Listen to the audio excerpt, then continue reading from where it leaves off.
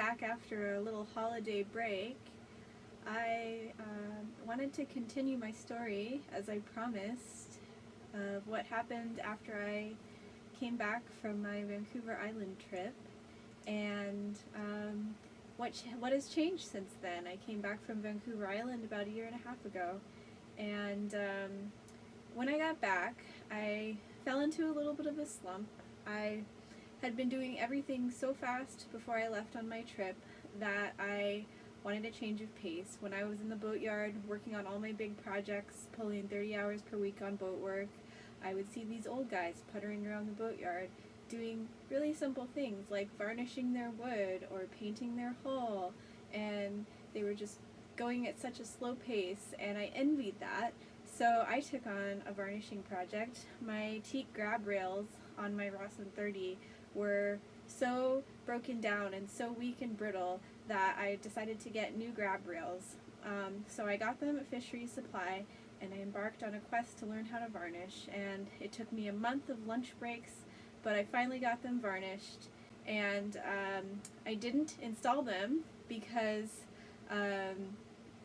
it was a rainy season and it was going to be hard to bed them, so I was just waiting until it would be better weather. The deck was sealed, the holes were sealed with epoxy, and everything was protected, so I moved on.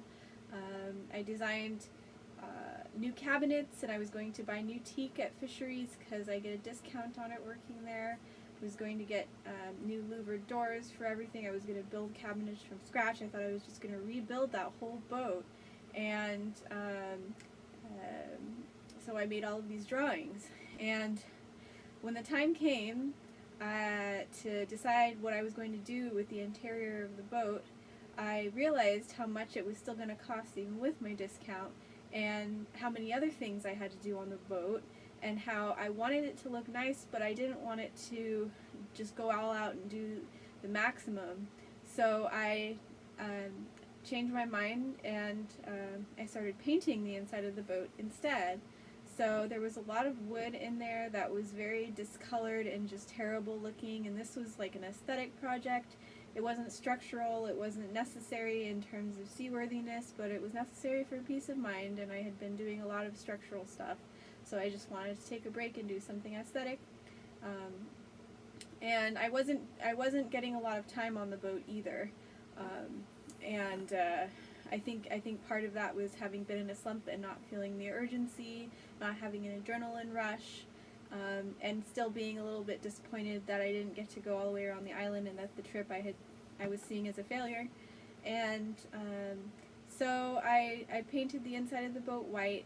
You could see on the inside of the boat that there was a line, an irregular line, going around the bottom of the settee on the wood, like the boat had been flooded once, and it was like an uneven line going all the way around the boat to the companionway steps. So I was painting all of those areas white because I just wanted it to look fresh and shiny and new. And there was tape all over the bulkheads. There were holes drilled in the bulkheads, and I painted it white. I put putty in the holes, and then I decided to spice it up a little bit. I painted the trim red, like the support post I painted red, the trim around the settee and the little mini bulkhead type things I painted red, and parts of it started to look better, but then there was always something more to deal with that started to make me feel like I was in over my head with the boat. I wasn't really admitting it to myself, but my bilge, for one, the bilge was the main thing. It was disgusting. It like I had to go to the hazmat station a couple times a week. It was oily water. I think that old non-functional engine was leaking, and the transmission was still leaking. The transmission I took apart like 3 times was still leaking, and it was just constantly in the bilge. So I would go in the bilge with a steam cleaner, and I had like 4 giant bilges, giant cement bilges, and half of it was inaccessible because there was like a floor support built in halfway down, cutting the cabin in half. So finally pried that floor support out with a crowbar, and I sawed it in half, and it was all like greasy and black and smoking from the saw. And finally could access the other side of that bilge, just sludge coming off in my hands. And so I went and cleaned it with a steam cleaner, and I finally got it so that it was a little bit gross, but it wasn't totally gross. But I was still having to bring all the water to the hazmat station. And every time it rained on the boat, I couldn't find the leaks because I didn't have time to do that either. There's just always something else. No matter what I was doing, there was always a lot more. So I was feeling very overwhelmed, and I think it was me having to go to spend my lunch breaks at work driving to the hazmat station, which took an hour there and back because it wasn't open on the right day and it wasn't close. So, and then I finally admitted to myself that I wanted a different boat. And around this time, COVID was hitting, and I got a promotional opportunity at work. So I had already had 2 jobs. I was working at Fisheries Supply in the sailboat department as like a sailboat specialist, and I also worked 24 hours a week during the evenings on a domestic violence helpline. I was an advocate. I am an advocate still there. And so when I got promoted at Fisheries Supply, the older guy who was the sailboat department manager quit because of COVID. I just think he saw it as an opportunity to retire, and he didn't want to get sick, so he just decided to retire then, and I took his place, and I became the sailboat department manager. And I also took over his job as a single braid rope splicer. He was the company's splicer. So I did that too, and it was kind of a learning curve because I was learning. This was back in May, and I was like learning on the job. I was being trained on the job. So I've been doing that for almost a year. So these were like a couple extra sources of income, and that's when I really realized that I did not have any time to work on that old boat anymore, because I was working like 80 hours per week total, and I was making enough money that I realized that it made a lot more sense to just buy a better boat, and finally was at a place where that seemed possible, and I was finally making enough money where I didn't have to be like, oh, I'm poor, I have to build everything from scratch. Like, no, I'll just do the job I know, and I'll make money, and I can buy a boat. So I saved up for a while. I had paid my mom back for that outboard in February, and then I can really start saving up for a boat. I looked at a boat. I tried to buy a boat, but the financing fell through. I tried to buy a Vauquier Gladiator 33. Then I became really obsessed with Pacific Seacraft Dana 24. I think a lot of people became obsessed with that boat because it's a pocket cruiser, but it's a blue water boat. And it's perfect for single-handers like me on a budget, which is what William Crelock said that the boat was intended for. But then I realized that it cost too much to be justified, and there were plenty of good boats out there you'll get more for less money. And eventually I found this boat in the fall a few months ago, and I went through the buying process. It took a couple months to close, and you can see my video on my boat tour, and my video a couple months ago I posted about my new boat. It's a Hallberg-Rassy Monsun 31 from 1976, hull number 256. I love it. I'm living on it right now. In the middle of January, I've got 2 heaters going, and it feels so homey. It's the homiest boat I've ever been on. My Catalina 27 was my first boat, and it was more like, I'd say like it was felt like a very glorified like camping tent or tree house, but this feels very homey, like surrounded by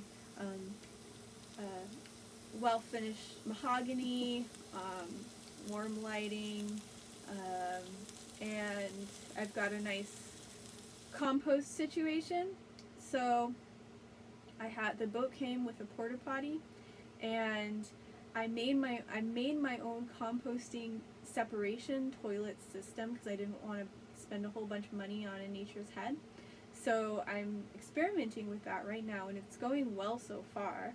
I put cocoa peat, 100% cocoa peat in a bucket, and then I got a bucket seat and I got a bucket liner.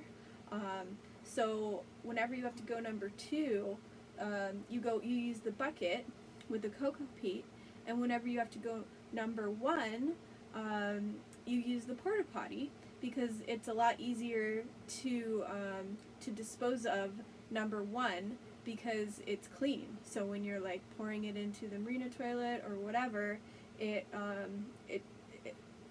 a lot friendlier to deal with.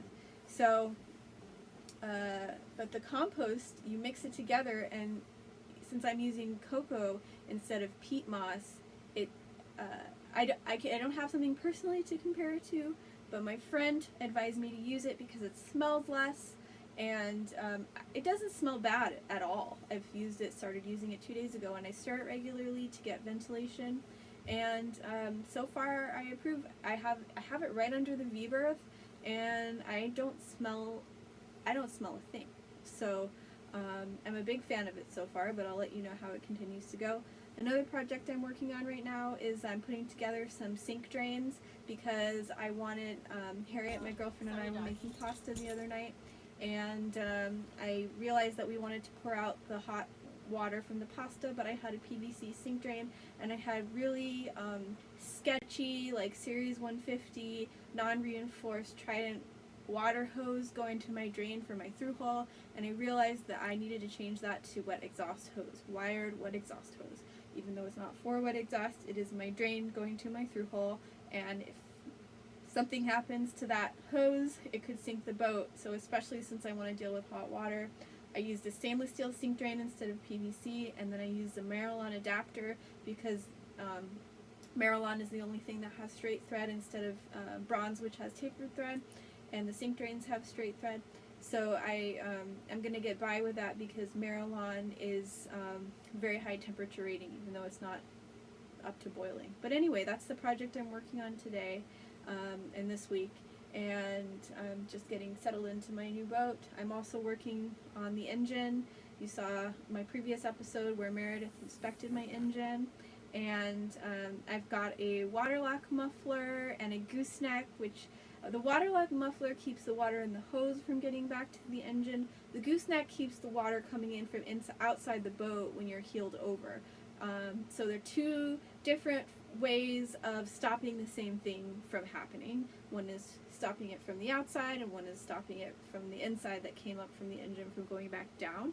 And so that's part of the whole plumbing thing. I'm gonna splice that into my exhaust line as I do the sink drains. It's all kind of the same thing, and just a couple other little plumbing projects around here. And then after that, I plan to move on to the electrical. But I am not going to rush. That is, like what I said in my last video, the biggest lesson I've learned, the biggest takeaway, is that I don't want to rush with any of this. And, you know, if I need to take a week off from vlogging like I did last week, I'm not going to beat myself up about it. And I also want to point out that I think it's a lot more rare if you're like, you're doing it alone. Like I'm doing this alone. A lot of video bloggers who have boats are in couples, and one person does the vlogging and another person does the boat work. I'm doing both of those things. Like my girlfriend, she has her own thing. It's not boating related at all. Like she has her own interests, and I have my own interests. But that means that the boat stuff, I'm doing all the boat stuff myself. This is my thing, and it is more challenging because you're doing twice as much work.